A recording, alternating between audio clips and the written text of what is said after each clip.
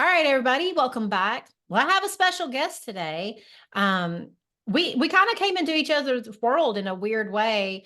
She saw me on Instagram, and then today I was watching her TEDx talk, and we are going to talk all things diet, all things weight loss, and just try to help y'all with she's got some unique concepts, and we both kind of agree on this one major one. When I was watching, well, let me just introduce her. Her name's Adrian Youdim. So before I get too far off in, but always right before we do a podcast, I'm chatting with whoever I'm going to interview. And I was telling her I was watching her TED Talk this morning. And one of the things that I loved that she said that I thought was so clarifying was, what are you really hungry for? And it really cuts to the chase of everything that I teach on this podcast. It's like we are overweight, not because we don't have a lack of food rules, not because we don't, most of us know what's good for us, what gives us diarrhea, all that kind of stuff. The biggest problem we have is most of us aren't asking good questions when we find ourselves wanting to eat for any reason outside of our hunger. So I want to welcome you to my podcast. Why don't you tell our listeners all about you so that we can rock and roll with some good questions? Yeah, I am so excited to be here with you. We were chatting before, and I said to Corinne that I love a woman who can throw around an F-bomb. And so I'm happy to be here with you, sister. All righty. I am a physician practicing in Beverly Hills in Los Angeles. And I do nutrition and weight loss. I'm also a mother of 3. I married my high school sweetheart. I'm an author and speaker. And at the end of the day, I am a mere mortal just like the rest of us. And know that we all desire to soothe. And that is the universal condition. And so what I talk about in the TED Talk and what I talk about in my book, Hungry for More, is that yeah, we really need to dial into what it is that hunger is telling us, because only a small fragment of the time is it really hungry for food. It's often a hunger for something else, that we're using food or wine or cigarettes or scrolling on our phone or shopping or whatever that thing is for you to soothe. Mm-hmm. And it's worth taking a pause and asking ourselves that fundamental question, like, what is going on here? What is that true hunger? Because we all know that at the end of the day, when we soothe with food or something else, it doesn't even scratch the itch, right? It's that temporary soothing, yes, but at the end of the day, we have to go back again and again to really scratch that itch. So better ask ourselves, what is that itch for? Yeah, I was doing some research about this a while back, trying to really figure out how do we help women, number one, just normalize that we want to, eat for comfort, eat to soothe and do those things. And so I was reading something and they were talking about how, when you come out of the womb, what is like the first thing they do? They slap a baby on the nipple. They're like, you're crying, you're scared, brand new world and you're butt ass naked cold. So let's feed you because that's obviously what you need. And when I talk about it to my clients, it really helps them understand, like, oh, there's nothing wrong with me because I do this. Like, this is such just like a trait that we all have that we're born with. And it makes sense. And to me, soothing with food is always, I just try to tell my clients, we're not going to be ashamed of it. We want to get to the bottom of it. We want to get to the root of it, but we can't be ashamed of it.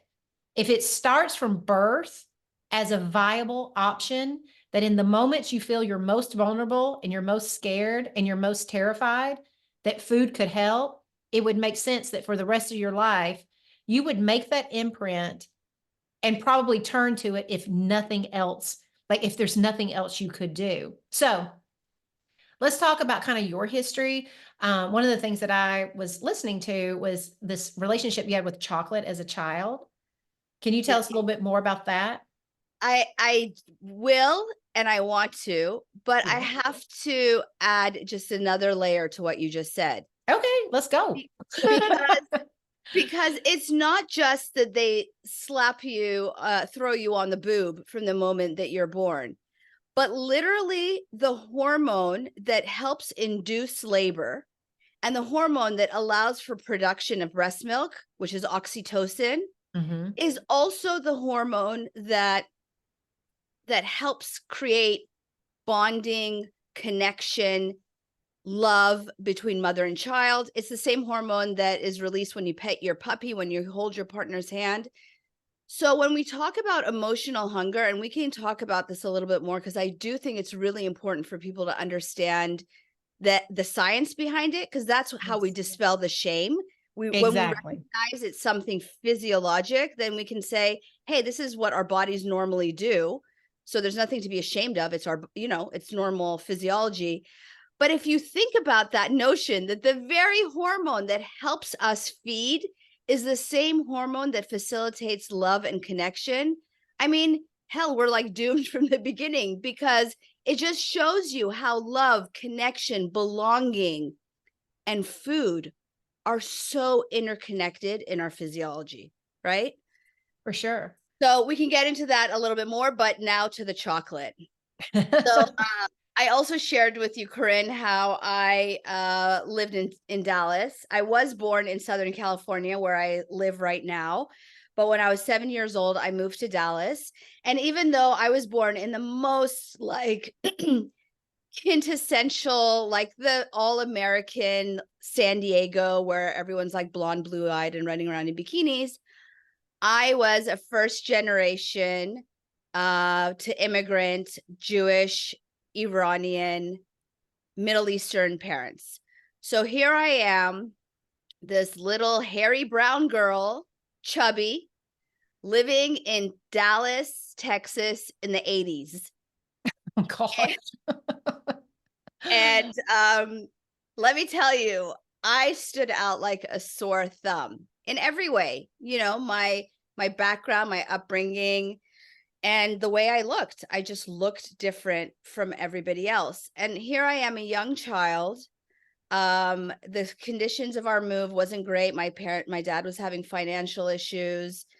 We got plucked out of school in the middle of the school year. Nobody warned us. It was one of those like typical, parenting in the 80s, like, pack your bags, we're leaving tomorrow sort of thing.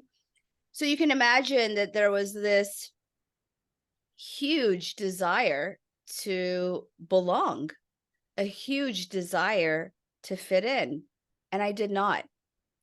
And I soothed that longing with chocolates that I literally hid under my bed.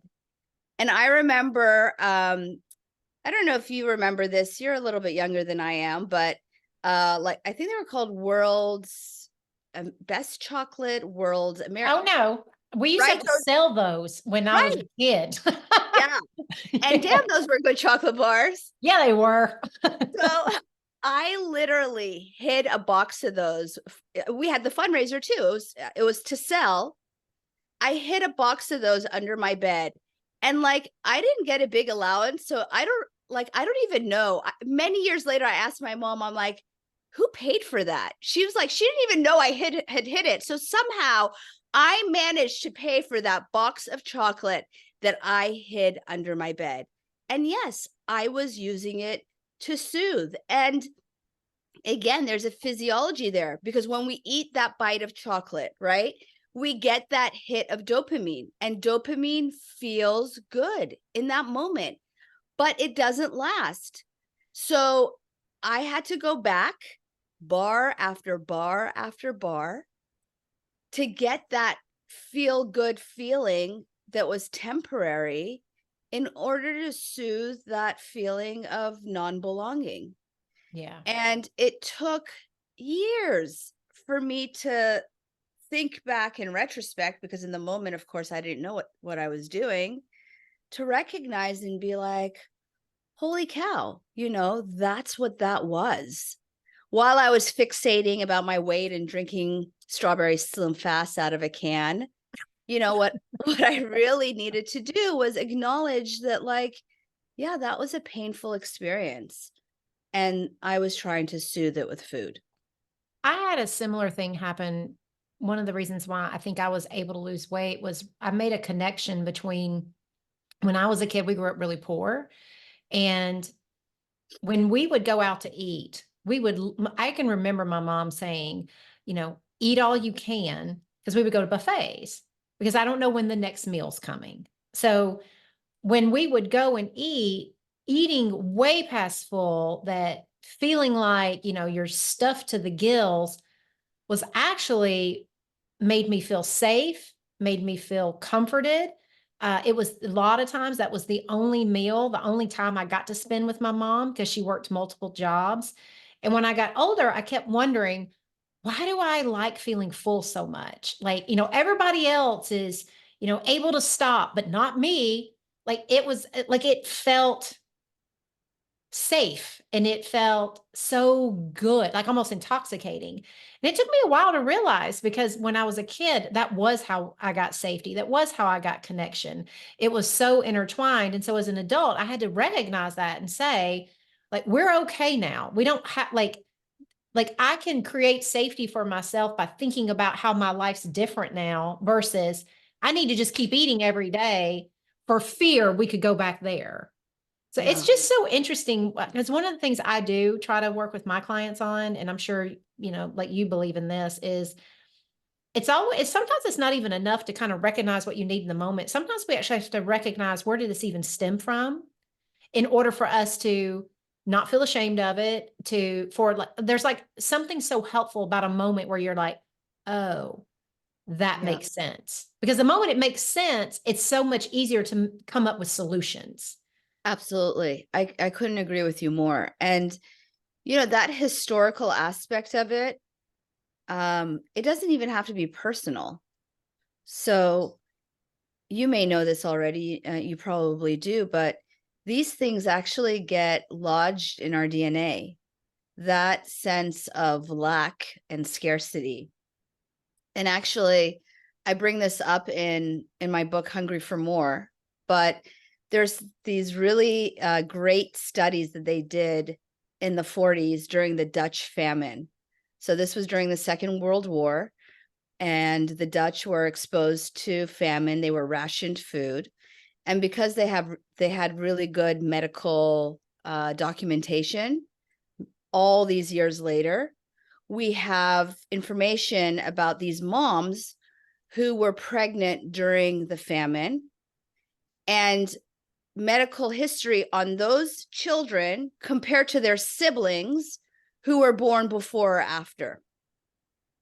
And they showed that scarcity, that rationing of food for that child that was in the womb many years later resulted in a much higher incidence of obesity as compared to those siblings who were not exposed to famine and to rationing. Oh, wow. And they've shown that that's actually it actually turns on and off genes in our DNA that puts us at risk for overweight and obesity. So when you think about that, when you think about holy cow, like it doesn't even have to be you. It could be something historical, like were your parents or grandparents in the Depression? Were they in the Holocaust? Like what circumstances of scarcity were they living in? And how that information gets passed down to children and children's children, it's mind-blowing. But it's also, like you said, deeply validating Mhm. that there is a reason behind this. And once you know, then yes, you can start to address that thing as opposed to just glossing it over with food or whatever that thing is. Well, I really do like, I think every opportunity that women have to be able to make sense as to how we've gotten to where we are, like, with our food, with our weight, with our emotions and stuff, the more you make sense of it, the much easier it is to solve the problem. Because one thing I know is that your brain is always going to want to make sense out of something. And if we're not telling people often enough, like there's science, there's like all these really good reasons why this stuff happens, well, then their brain makes up reasons. And it's usually I'm fucked up. I'm a loser. I'm broken. Like it's going to find its reasons. And I think that's why it's really important to have these conversations because don't believe that shit. I just don't think anybody is fucked up or broken. I think that there's always a really good reason as to how we got here. And when Yeah. you can find that, then you can find a really good path to get out of it too. Right. I So agree with you. but there is something that I wanted to ask about. And so what you have like a whole thing about faux hunger, which I always say that there's faux hunger too. Can you talk more about like what increases faux hunger? What is faux hunger? Like, and just talk about your perspective on that. Yeah, I've never heard of faux hunger, but I like it. I've heard about faux Oh, fur. I could have swore that I heard you say. Well, I can tell you what faux hunger is to me. Well, tell me, but I think I'm on your wavelength. But yeah, Probably. Yes. It's how just you define it. essentially it's if you overeat, like let's use the nighttime for an example. If you overeat enough at night, and it all started with um you eat at night because you feel guilty that you're not spending enough time with your kids, or you feel bad because you don't get everything you think you should do every day, and you start developing that pattern. Eventually what happens is like my clients will come to me, we'll start working on breaking nighttime overeating, and they will have released the guilt and stuff. Like they're like ready to relax. They're like, I deserve this time. Like we've changed our mind, but our belly and our brain haven't exactly gotten on board yet. It's still kind of sending up signals for food and stuff. That's like one version of faux hunger. And then the other one is just, if you're stressed or you're like running on high all day long, like your body will try to get you to eat as a way to cope with that. So tell me any of your thoughts about faux hunger. Yeah, for me, it goes back to what we were talking about at the beginning, which is what is it that you're truly hungry for? Yeah. And um, there's science there too, that when we are stressed or experiencing difficult emotions, it releases or causes a release of the same hormones, the same chemical messengers from your stomach that tell your brain you're hungry. So normally when we wake up in the morning and our gut is empty, our gut is going to respond to that emptiness by sending a signal to the brain that says, woohoo, I'm hungry, get me some food. And that starts that, right? That, our brain's functioning. We go down to the kitchen, we open the fridge, yada, yada. And then when we eat, that hunger signal gets dialed back. Makes sense. You got food, you no longer need that signal. But when we're stressed, that signal goes up even when we're fed. So think about that. There's a physiologic drive to eat when we are stressed. So then the question is, well, are we doomed? If our body is literally signaling physiologic hunger when we're fed, but we're really stressed, how the hell are we supposed to discern emotional hunger from physical hunger? And the answer is to create that pause. Mm-hmm. Because what happens when you get that signal? When you're sitting in bed, like to your example, Corinne, and you're watching Netflix and you get that, that trigger or that signal, that habitual thing you've been doing every night of going down into the pantry and grabbing something sweet or grabbing a bag of chips while you're watching TV at night. When you get that signal, there's almost this like anxious, nervous energy. It actually triggers that sympathetic nervous system. Your body's like, shit, if I don't go do this right now, like I'm going to self-combust, right? Yes. That's what cravings do. They peak and they escalate and escalate and escalate and they peak. And you, in that moment, you feel like, holy cow, if I don't go downstairs and grab that bag of chips, like my head is going to explode. So there's not a lot of space there because you're triggered into action. But here's what you can do. If you can create some pause, acknowledge that tension building in your body, Recognize that this is your mind playing tricks on you. This is your body responding to your mind tricks. You're not going to explode if you don't run down to the pantry. Give yourself a minute. Take a deep breath. Actually, deep breathing will dial back that sympathetic nervous system. It'll turn on the parasympathetic or the calming part of your nervous system. And then once you've kind of self-regulated for a moment, you can ask yourself, all right, what is going on here? I just ate dinner. I'm not really hungry. What's going on? And maybe it's something really simple, like it's midnight, you're watching Netflix, and what you really need to be doing is going to bed. It doesn't, Yeah. emotional hunger doesn't have to be this like huge, dramatic thing. It can And it's just not be, always like way deep in your soul. yeah, it's just like shut the damn TV off and go to bed. Hmm. But maybe it is something bigger. Maybe it is that, your partner next to you is asleep and you're like, shit, we haven't had a normal conversation for weeks. We're like two ships sailing in the night because I work, he works, we have kids, I'm taking care of my mother. Maybe you recognize that you're in a, deadbeat job and your job is soul crushing. And you really need to think about what it is that you want to do with your life, right? Maybe it's a matter of your relationships, this time, I think we've all come off of a time during the pandemic where there has been a major shakeup. And then the political stuff happened, and then the social justice stuff happened. And now there's war in Ukraine and in the Middle East. And we are all shook up in terms of our relationships and our connections.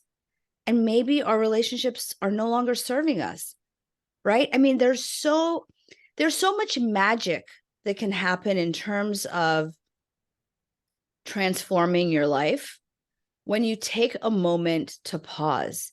And like the number on the scale, like, yeah, I know that's what we all care about, but that's just the tip of the iceberg of what we can accomplish when we take a moment to acknowledge what that hunger is for.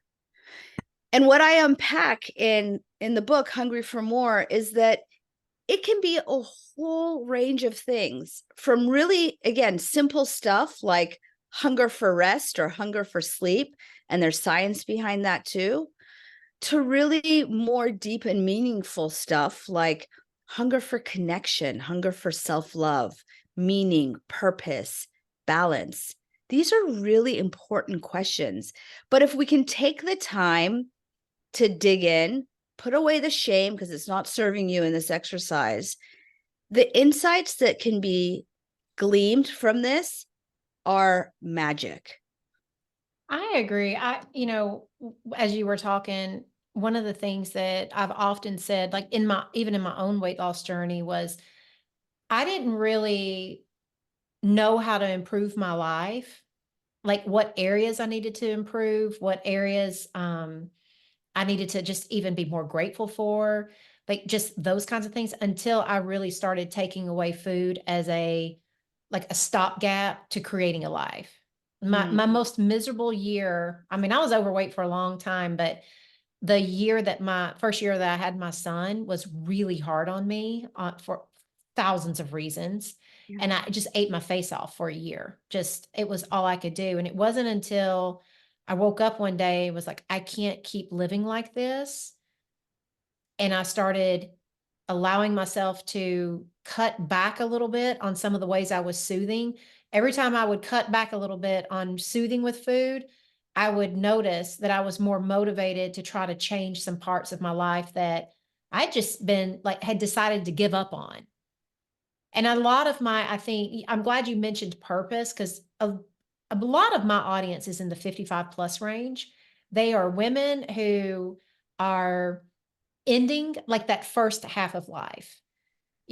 What was their purpose, whether it was their job, their kids, whatever it is, they're now in this transition period. And it's really hard for them. They think it's menopause, but it's more, when I work with them, rarely is menopause screwing them over with their weight. It's more of, I'm eating because I don't know who I am anymore. Like, I don't know who I'm going to be in this next phase. I don't know if I want to try to start something new. I don't know how to be with my partner without kids everywhere. Like, I just think I love the way that you talk about, like, we just have to be asking some of these more deeper questions. Now, let me Yeah. ask you this though, because this is what always comes up with my clients. I have about half who are all in on the deeper questions. They're like, oh my God, just give me a journal prompt and I'm all in. And then the Mhm. other half are like, fuck that. Like, I don't want to get in there because if I get in there, it's all, scary and skeletons and Freddy Krueger everywhere. What could you say to people in terms of like this kind of like excavating what you're hungry for? How do we just basically create some safety around even just asking the questions whether or not you do anything with it or not? Yeah. I love when like the questions, this is what happens when we're in deep conversation. The question was exactly kind of a piggyback of what I was thinking as you were talking about your story with your son. Because, when we stop soothing with food or whatever, in that moment that we need to be comforted, it's really uncomfortable, Yeah. right? And we don't like that discomfort. And I think it goes back to this very simple awareness that you can be uncomfortable and it's okay. Mm-hmm.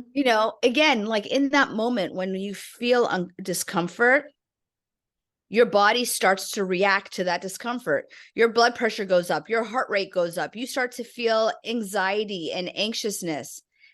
And if you can just in that moment pause, take a deep breath, settle your nervous system, and just remind yourself that it feels like you're going to explode, but you're not. We can actually tolerate a lot more than we give ourselves credit for. So tolerate the discomfort. Be okay with the uncomfortable questions. You may not be ready to answer them yet. You may not be ready to delve into them yet. That's okay, because where we need to start right now is just acknowledging that it's going to be uncomfortable and it's okay. And I think when we become okay with that notion, it allows us to go there. There's no need to push yourself. There's no need to pigeonhole yourself, because if you're not ready, you're not ready. Mm-hmm. But let's create the environment. Let's create the conditions for that readiness. And I would say that a big part of creating that environment is acknowledging the discomfort and then reassuring yourself that you can tolerate it. You can tolerate that distress. And when you create that safe container for yourself, then you will be readier to go there. I'll also say that, these are deep questions, and sometimes they do pull up some really deep and difficult stuff. And so use the resources. Maybe you need a coach, maybe you need a journaling practice, maybe you need a psychotherapist in this moment, right? You know what you need and give yourself permission to get that help, whatever it is. And one thing I like to tell people too is, when you at least give yourself the opportunity to think about what needs to change in your life or what's missing in your life, what you might need to do differently in your life. I always tell people at the end of the day, you don't have to do any of it. I think some of the biggest harm that we do to ourselves is not at least giving ourselves the opportunity to see, what do we dream about? What do we most want? What are the things like, if no one else was going to read my journal, if no one would ever find out what I'm thinking and it was not a shameful event, here's the truth.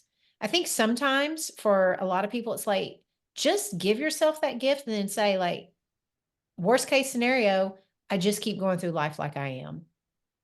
Yeah. And It's like, sometimes that helps people be more okay with just understanding what's going on for them and their wants and needs without the pressure of feeling like, because I think some of my clients always say, well, the moment I start figuring all this out, then I'll have to make changes. And I'm like, You ain't got to do shit. You could just keep doing it like you're doing it if you're that afraid of it, but don't cut off the knowledge for a false fear like I'll have to change. It's like you don't have to do anything, but at least allow yourself to know what you truly want. Yeah. Yeah. When I talk about a journaling practice, because I've been journaling since I was 7 years old. Oh And wow. going back to my Dallas story, day 3 at that new school, I had a teacher, Mrs. Lusky.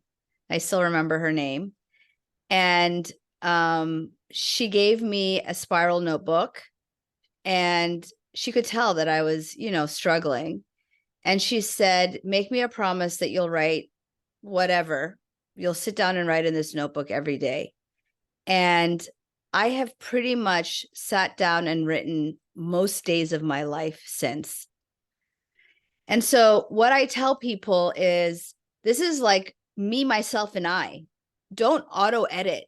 You're not writing a dissertation, nor are you submitting this for a book proposal. You may. I did in the end, but that wasn't my intention when I started.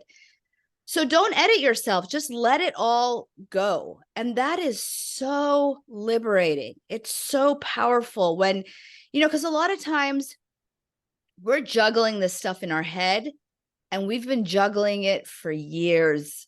Yeah. And when you give yourself the opportunity to just like place it somewhere else, write it down on a piece of paper, it really is so freeing. And then you can decide what you want to do with it, right? Like you said, you don't have to do anything with it. But here's the thing. Once you start that process, chances are that flow is going to take you where you need to go, wherever that may be. Yeah, I totally agree. I have a very similar story, except a teacher didn't give me one when I was 9.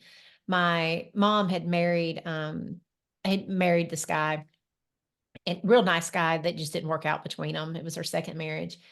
And he took me to the Hallmark store, and I got my very first diary. And I've just been a lifelong writer just for myself, but it gives me a lot of peace. Like, and even when I was a kid, sometimes when I go back, I read a lot of my old stuff from when I was a little girl.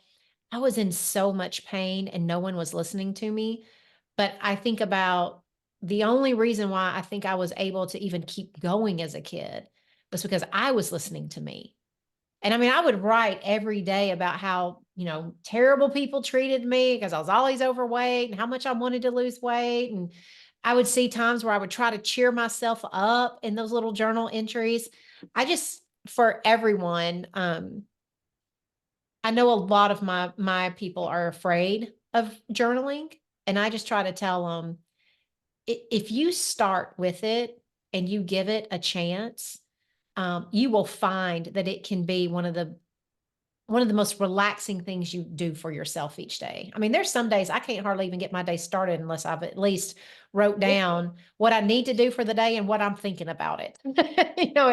It ends up being. And one thing I do want to say to everyone though, if you're going to start journaling and you're very afraid of it, start with the good stuff first.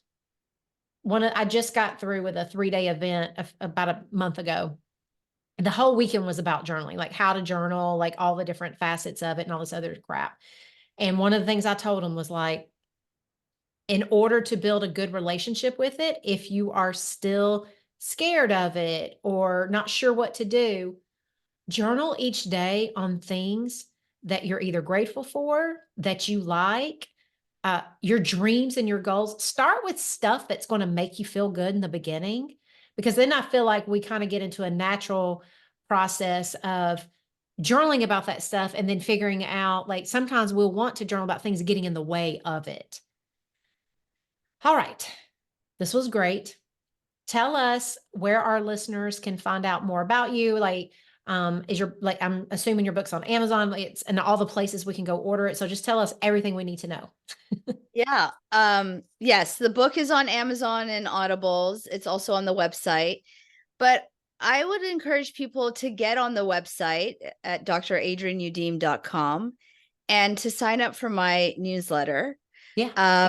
Because I do offer these kind of weekly musings of my patients and personal stories. And I'm really into talking about kind of redefining nutrition, because we always think about food. But so much of what we've even discussed today, nutrition is not just the food that you eat, it's the company that you keep, it's the people that are around you, the words that you use towards yourself, how you engage in rest and play. And so I think that's an important way of thinking about how to nourish ourselves. So yeah, you can go to dradrianyoudim.com, and all this good stuff is there as well. We'll put all the links in there. But before we go, I just want to say I love that you teach that, because I think when it comes to weight loss, people are too fucking hammed up on just like, tell me what to eat. And Yeah. there's like, I tell my people all the time, like, food is just like we've been talking about today. People are always shocked because I eat fried chicken livers. And I'm like, I do eat fried chicken livers because it reminds me of my grandmother. And I was very close to my grandmother. And there are, food is not just what it physically does for you. It's got like cultural moments to it. It's got celebration moments to it. It nourishes us in 1,000 ways. And Yeah. then when you really realize that food not only has a lot of ways it can nourish you, then you start looking at how your life nourishes you too. And I just think you and I are on the same page. It's like we've got to figure out, like in my mind, it's like people come to me to lose weight, but we're really here to help you have the life you want. Because when you start creating the life you want, your weight will come in line. Like you will take care of yourself in completely new ways when you're taking care of your life. So, well, I appreciate you being here. Thank you so much for joining us today. I appreciate you. It was a great conversation. And everybody, I will see you next week.